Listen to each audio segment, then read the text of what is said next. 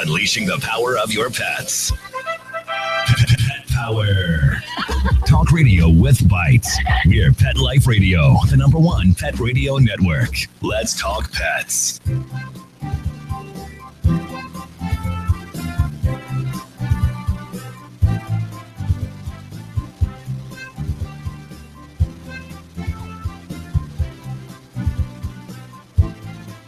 Okay. And good morning and welcome to everybody on this Sunday morning. I hope you, let's put it this way. If you're here listening to me, then you remember to change your clocks. And it's pretty hard not to remember anymore because, you know, some of us have those clocks that sort of act on their own and they get that signal from the satellite. And whether you wanted to change it or not, it was changed. And if you set an alarm on a Sunday morning, then you just lost an hour of sleep. You know, we have some still old-fashioned clocks around the house, so we have to kind of do it that way and make the changes. But typically, it's done for you. Anyway, thanks for being here. I'm your host for the next 30 minutes here on Pet Life Radio's only live call-in radio show, Ask the Vets with Dr. Jeff. I'm your host, Dr. Jeff Werber, and again here for thanks to our sponsors, Save This Life Microchip, and the Elanco Lily, makers of Comfortis and Trifexes, ProSense pet products. And of course, King, the Kong veterinary products, KVP, makers of a lot of phenomenal, I hate to use the word toys because they're so therapeutic and they have such a place in veterinary medicine, helping pets with their teeth, helping pets stay away from themselves with their special collars, etc. But I'm here because they're here for you. You know, before we get moving, there was, you know, I like to sort of peruse the news, and there were a couple of stories that I thought were really cool. One, and you know, any of us that have grown up with dogs, myself certainly included, we kind of appreciate the fact that dog is man's best friend. Okay, so Adject, there's a project going on. And its theory is to determine how dog became man's best friend. There's an evolutionary biologist.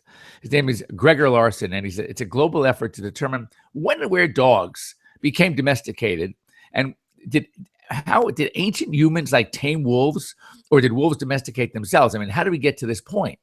And so they're taking like thousands of samples from DNA, fossils, etc., going into a database and to find out how this all happened. I mean, I have my own theory. I think, you know, we may have talked about this before, but you think about it. If you go back years and years and thousands of them,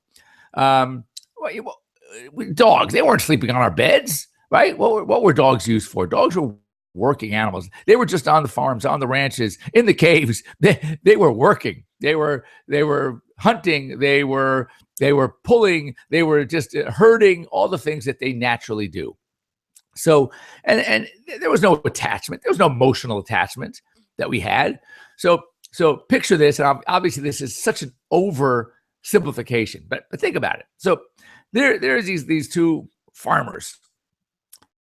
And it's a long day. This is, zillions of years ago, whatever. And they're sitting on their front porch after a long day, and they're just chilling. And one of their dogs, probably an Australian Shepherd or a Border Collie, one of those kinds, just kind of walks up to them and sits down next to him and nudges his face, his head, under the guy's hand to be petted. And the guy says to his buddy, "Hey, look at this. This is weird. Look what this dog is doing."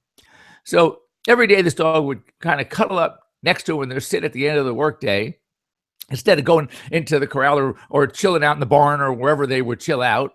And he was looking for affection. So this guy thought, wow, this is really cool. So then what happens? It's time to breed. So now they have to pick their dogs, right? And they're probably, normally we used to pick them based on how their performance was as a working dog. But now that farmer or that rancher says, you know what, that's kind of cool what that dog was doing. I'm going to pick that one. And starts breeding that trait, that accidental whatever trait, into the other dogs. And before you know it, that keeps going. And we've created dogs that actually love our interaction just as much as we love their interaction.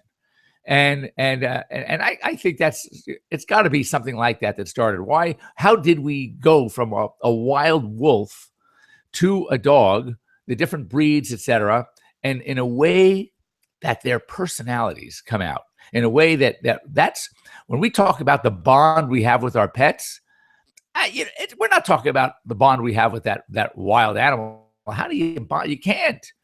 But we're talking about a bond because of that, the affection, the attraction, the cuddling, the thriving on attention, and it gets both, as we know, it goes both ways. So, but it'll be interesting to follow this project to see what this researcher finds out, and how did it happen anyway. In fact, it's so funny. I read this in one of the websites I subscribe to. It's by the American Veterinary Medical Association. It's called the Animal Health Smart Brief, and I want to. We're just some guy. We talked about this 2 days ago. He says, how do we get from a wolf down to our dog, and how do we get from a wolf? All wolves look kind of the same. If you ask any wolf expert, you could show him a picture of a canine, right? And he'll say, oh, that's a wolf, or that's a hybrid because it's got a wolf in it. And yet, from that, we have our several hundred breeds that look so different and so unique. Very interesting to see how that all happened. How did it come about? I think that's pretty cool. And here's one that I thought many of you cat lovers would love, and that is, it's entitled, "Cats are more like people than some may think." What they did was they studied over 3,000 cats for personality assessments. And they have 5 primary personality traits: skittishness, outgoingness. All my 5 learned that one pretty well. Dominance, spontaneity, and friendliness. And again, my 5 learned that pretty well too, because as I often joke, my cats read the dog book by mistake. Whoever says to me, "Oh, no, cats are not friendly. They want to isolate themselves. They don't." I said, no. You come to my house. You sit there for 10 minutes and you will see what cats can be really like. The traits, interestingly, skittishness, outgoingness, dominance, friendliness, and spontaneity, these traits correlate to human personality traits as well. Sort of the neuroticisms akin to skittishness, extroversion, which is like outgoingness, agreeability, which is like friendliness. So what they're doing is, this is an ongoing study, and I think that's pretty good, because if you think, basically what it's saying, everybody, that if you think cats are antisocial, unfriendly, and want to be by themselves, then look in the mirror, because this study is showing us that, something, that's us as well. So that's some food for thought, some things I want you to ponder for a little bit. So anyway, some other things that I wanted to go over, and and this is also pretty interesting. That I had a case this week. I haven't even seen the case yet. I'm going to see it tomorrow. And one of the rescue groups that I work with, one of the volunteers who I know very well, I actually take care of her pets personally. She sends me a picture of a pug. She does a lot of pug rescue, and on the pug, she shows me a picture of a growth. It looks like a wart. I mean, let's face it, nothing fancy. It's a wart. She says they want to take it to this hospital, which is like a large, very large specialty clinic here in town. And they want to, she said they're going there for a second opinion to have it evaluated. And I just about freaked when I read that. And everybody out there, this is the problem. This is the problem that's happening today in veterinary medicine. So listen up. And if things that I say here kind of remind you of things that your veterinarian would direct you to do, then I don't even know your vet, so I'm not going to say anything individually, but globally, look for a new vet. So it's one thing to make things that are very challenging and try to make them easy. Taking shortcuts, etc., that could be dangerous. But to take something very easy and to complicate it, that's digging into your wallets and pocketbooks. Not very nice. So I wrote back. I said, second opinion. I mean, what is so hard about this? This is a wart. This is a little teeny wart. I'm not teeny, but small. And I realize that I get these all the time.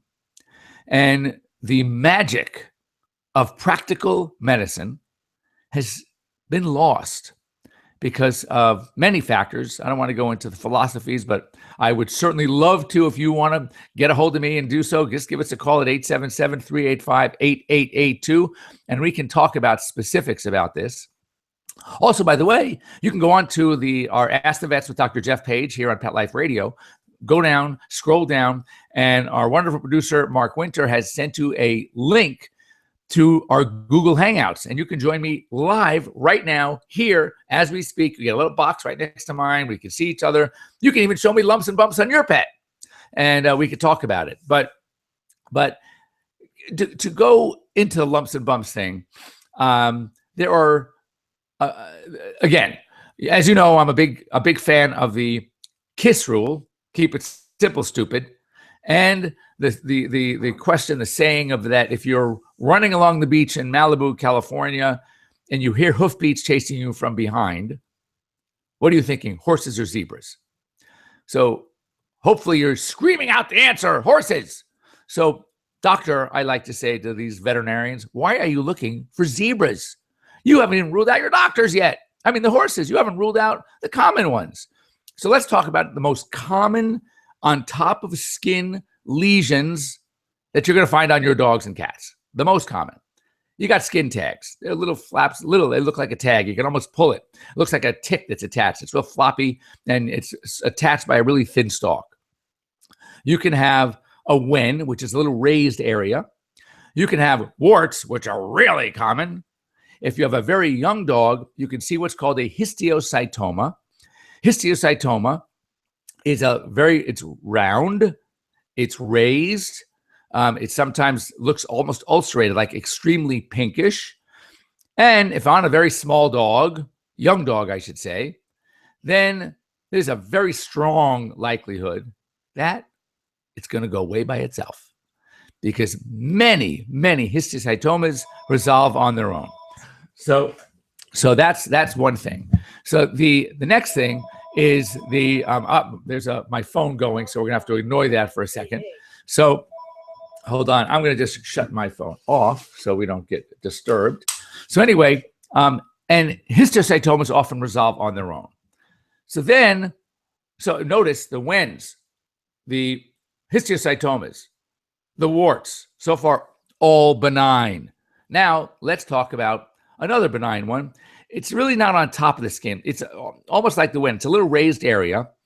It's often round, and it has a different feel to it. It could be what's called a cyst, a sebaceous cyst. And with the sebaceous cyst, and it's very easy to tell whether it's a sebaceous cyst, all the veterinarian has to do is stick a little needle into it and give it a little gentle squeeze. And if, in fact, this disgusting, yucky stuff comes out, it's a cyst. Okay. So that's pretty much the main ones that we're going to see that are benign. Now, I'll get to that in a minute, why that's so important. Then there's one, mostly middle-aged, though I've seen them in dogs as young as 3 or 4, including 2 of my own dogs, one at 3, one at 4 years of age. But mostly it's going to be middle-aged to older. And it is a growth. It's going to, unlike the others, and we'll get to that in a minute, it is called a mast cell. And mast cell tumors are ones that we do need to be concerned about. So, and one of the issues that when it comes to the others, and there's one more that, again, it's underneath the skin, but pretty easy to feel and very easy to diagnose, and that is called a lipoma, which is a fatty tumor. There, when you stick the needle in and you try to, nothing comes out, but you can feel it. It's got a unique feel. I would be very, very nervous if a veterinarian feels a lipoma and doesn't say, oh, this feels like a lipoma, as opposed to a cyst. And then instead of trying to stick a needle in and squeeze, because nothing's going to come out, but you can draw cells and you put the cells on a slide, you look under the microscope, and sure enough, it's all fat. That's a lipoma. So the lipomas, the wens, the skin tags, the warts, the cysts, all benign. Then you have the one that is not benign, and that's the mast cell. Mast cells will show up. They can sometimes grow a little faster than others. And my feeling is this, that if you have ones that are for sure one of the others, the warts, which are very easy to tell, in keeping with the KISS rule, I don't necessarily like to anesthetize a dog or a cat for one of those very benign masses unless it's causing a problem, unless the dog is scratching at it so it's bleeding, or a lot, or they're uncomfortable because it's in a place where they lie down, it bothers them, or if it's a cyst, it keeps rupturing on its own. Then what I do is, and I'll guarantee, knowing most of you and how infrequently you take care of your pet's teeth, i.e. brush them, you lift the lips, you lift the gums, and you see the plaque and the tartar and the gingivitis, and you say, you know what, Mrs. Smith, we really need to do these teeth. So what we're going to do is, when we have Bowser sedated, anesthetized, whatever, for the teeth, we're going to go ahead and take these masses growths off as well. And the only one that's going to be treated a little bit differently, and that's going to be the mast cell, which we're going to get to in just a second after the break. Don't go away. Now, this is good stuff. This is stuff that you're going to use to actually rate your own veterinarian. So stay tuned. Stay with us after the short break. We'll be back, and we're going to talk about mast cell disease as well. We'll be right back, right after these messages. Stay tuned. I'm home. My hair is cute. Now what? Bringing home a puppy or new dog is exciting, and he's depending on you to keep him in good health. Dogs need special care to keep them healthy as they grow throughout their entire life. Caring for their health is critical in all stages. With ProSense, it's simple and convenient to give your dog the care it needs with effective and quality products that treat, prevent, and provide essential daily vitamins and minerals. ProSense products are veterinary formulated and recommended to ensure the very best for your pet. Try ProSense today. Your dog will thank you for it. Pets love life. Love them back with ProSense. Nature at its best is nature at its simplest. At Red Barn, we've kept it simple for 20 years by concentrating on single ingredient natural dog treats, because Mother Nature's actually pretty good at this. Bones are just tasty bones. Meat treats are just nourishing meat. It's nature at its simplest. Look at the label. We want you to. Red Barn Natural Treats. Simply the best. Find it in your local pet specialty store. Try our slow-roasted, natural meaty bones. You love your dog and getting kisses from them. But their breath can be downright stanky. Knock out their smelly breath with Stank Be Gone. Stank Be Gone is made with natural ingredients to eliminate their bad breath while helping to reduce plaque and tartar. Just add a capful to your dog's drinking water. Stank Be Gone is only $19.95. Use promo code STANK to receive a second bottle for just $5. Go to stankbegone.com today. That's stankbegone.com. It's designerpetsweaters.com. Hand-knitted designer sweaters for your precious pup or cool cat. Beautiful couture patterns for your pets, including custom-knitted formal wear, casual wear, yachting, and even sports-themed. Many designer pet sweaters include feathered tammy hats, top hats, and a lot of sparkle. Each sweater includes leg loops, front paw sleeves, and leash opening. Visit designerpetsweaters.com to order your four-legged fashions today. Your pets will stay warm for the winter and be runway ready. Large or small, we fit them all. designerpetsweaters.com. Begging to hear more of your favorite show? Full episodes of all our shows are available on demand. Go to PetLifeRadio.com to fetch our entire lineup of Possum Pet podcasts. Also, dig us up at iHeartRadio Talk and iTunes. Let's talk pets. Live and on demand only from Pet Life Radio. Let's talk pets. Let's talk pets On Pet Life Radio. Pet Life Radio. PetLifeRadio.com.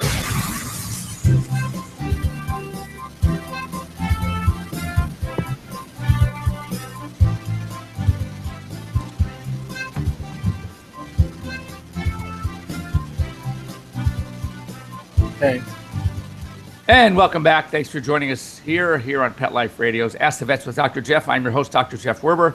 If you missed the first part of the show, we've been talking about lumps and bumps and things like that, and how I think that there's overkill. And it all started when I got a picture of this clearly a wart on a dog, and this lady wanted to go in to a specialty group for a second opinion, and it just blew my mind because I'm already picturing you take this poor dog to a specialty group for a second opinion on a wart, and you're looking at clearly over $1,000.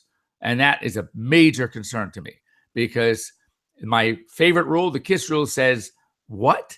You don't need a second opinion on a wart. The only opinion you need to do is you. Do you want to take it off now by itself, or do you want to wait until we need to do our next dentistry and take it off later? And I would ask a bunch of questions like, where is it? Is it when you brush the dog or comb the dog? Is it getting in the way and are you causing it to bleed? Is the dog scratching it, causing it to bleed? Is he lying down on it and it's causing a discomfort? Therefore, take it out now. If it's something could wait until the next time we do a dental and we'll take it off then. Very easy, no second opinions, no biopsies. A wart is a wart is a wart. And I'd be very suspect of a veterinarian who can't look at it and say, oh, this is just a wart. Now, histiocytomas usually happen in very young dogs. So again, benign, often go away on their own. And typically, if there's any doubt, then you could just take a wide margin. We'll talk about that in a minute with mast cells. And where we left before the break, we were talking about mast cells. Now, mast cells are a little bit different because some of them could just look pretty ugly. I mean, you can almost notice right away it's a mast cell. Some of them could almost look like a histiocytoma. They can be very small, round, raised, a little ulcerated on the top. So it's got a very bright pinkish kind of look to it. And those are ones that we have to be a little bit more concerned about. So do I feel this? Do we want it there or not? Yes or no? The answer is no. So to do a cytology, which is where you stick a needle in and send it to the lab first, in my mind, is insane. Unless, of course, it's in an area where you don't have a lot of skin to close up the defect you create by removing it. In which case, it might be good to know first, because most mast cells are going to be what we call grade 1 or grade 2. Treatment of choice for grade 1 or grade 2, by the way, there are only 3 grades at the Petnaik system. So it's grade 1, 2, or 3. The treatment of choice for 1 and 2 is remove it with good margins, clean margins, about 2 centimeters on each side. Folks, that's about 1 inch on each side, just a little less than 1 inch. So what you do is if it's depending on the trunk, somewhere in the body where you can have a lot of skin, I don't even waste my time doing a cytology. Why? Because you're going to want to biopsy it anyway. So if you do a cytology first and you see it's a mast cell, okay, you still want to send it off to make sure you got clean margins. So that means you're being charged, you, the client's being charged for a cytology. And then on top of that, after that's removed, you're going to have to pay for a biopsy. Well, folks, if you want to waste your money, that's a good way to go. If you suspect mast cell, and why do I say suspect mast cell? Because you can pretty much tell it's none of the others we just talked about. Clearly not a wart, not a wen, not a skin tag, not a cyst, not a lipoma. Maybe if it's a very young dog, you might want to put histiocytoma on that list. They're both round cell tumors. So they could look similar, but there you use the age, because the 6-year-old dog is probably not going to get a histiocytoma. So I would treat it as a mast cell. If it's a 2-year-old or 3-year-old dog, 2-year-old, you're probably not going to be a mast cell. So it's probably histiocytoma.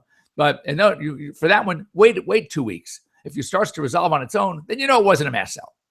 So what I recommend is very simple. If it's in an area where you can actually get clean margins, just take it off. Get the clean margins, and then go ahead and have it biopsied. The reason for the biopsy is sometimes less for the identification purposes, because in-house, the veterinarian can do it's an impression smear of the removed mass, and you see the mast cells, you know it's mast cell tumor. That's a no-brainer. But you want to know if you got clean margins. That has to be done by a pathologist.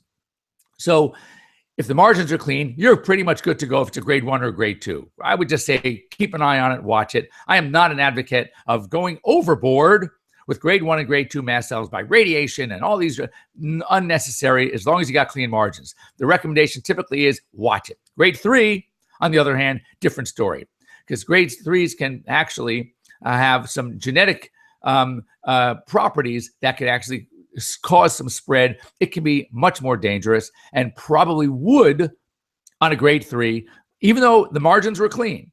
If it comes back grade 3, to talk to your veterinarian, talk to a veterinary oncologist and consider some more radical post-operative treatment, such as some chemo maybe. There's some really good drugs for mast cell. Radiation works really well.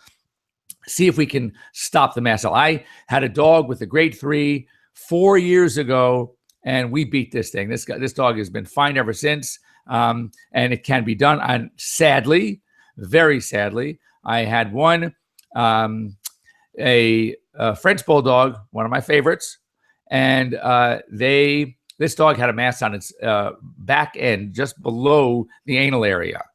And the owner just thought it was a cyst because someone told her it was a cyst. Not to worry. Next time she would go in, but it kept getting bigger and bigger. She finally sent me a picture. I said, OMG, this is not a cyst. Get it in immediately. Went in, removed it. Sure enough, came back, grade 3 mast cell. A month later, the dog is having difficulty defecating. And we did a rectal, and the lymph nodes inside were huge, putting pressure on the colon. This poor dog, it was a disaster. Grade 3 mast cells need to be treated more aggressively, like any tumor, quote unquote, that needs to be treated. Whereas grade 1 and grade 2, treatment of choice is just to remove it. But my feeling is this: if 90% of the dogs that I see on a daily basis that are old enough to get a mast cell are also old enough to have their teeth cleaned. So I'm going to take this thing off anyway. If it's suspicious, all I need is suspicion. Folks, let me explain something. That how much longer, so now we're talking about getting wide margins. So I ask, how much longer does a 6-inch incision take to heal over a 2-inch incision? And the answer, the same, because they heal side to side. Oh, you'll have a longer incision, a longer scar, more stitches, but the healing time, what's the big deal, right? The hair is going to grow back. It's going to cover the scar most likely anyway. If it's on the belly, who cares? If you're really so nervous about the next time you take that holiday picture for your Christmas card, go ahead and you can cover it up somehow. But there's no downside to being safe. But having said that, it's absurd to start getting second opinions and doing cytologies and even biopsies after removal of any of the others. And lipomas are benign. So I usually will take it off when I have a good excuse to anesthetize the dog. And if it's in an area where it's very deep to the muscle and you don't want to start cutting through muscle and it hasn't changed in 3 years, leave it the heck alone. My old Labrador, soon to be 15, amazing. He's got, oh my God, Labradors are known for lipomas. He's got a bunch of lipomas on his belly. And guess what? I don't care. It doesn't bother him, doesn't bother me. Cysts. If you drain the cyst, you can do that a zillion times unless you disrupt the actual wall. The cells creating the cystic material, it's going to come back. But it's benign. So again, no big deal. Next time there's a reason to anesthetize, then you can actually excise, remove the cyst. The only one that histiocytomas, wait it out. Chances are it's going to go away on its own. So once again, if you have any questions, we have a bunch of emails we're going to get to next week. I'm going to start next week's show with some emails, so hang in there. But if you have any questions, please send me an email to drjeff@petliferadio.com. We'll get back to you. We'll talk about it on air, and we'd love to have you join us on Google Hangouts here every Sunday morning, and we can talk about your questions. And if you have something you want to show me, now that's the great thing about Google Hangouts, you can just put your dog up to the computer or your phone and show me what you're looking at. Once again, thanks for our sponsors, Kong Veterinary Products, ProSense, Elanco Lily Makers, Comfortis, and Trifexis, and Save This Life Microchip. Have a great week, everybody. If you haven't changed your clocks, do it now, or you're going to have a terrible day today. And we'll see you next week.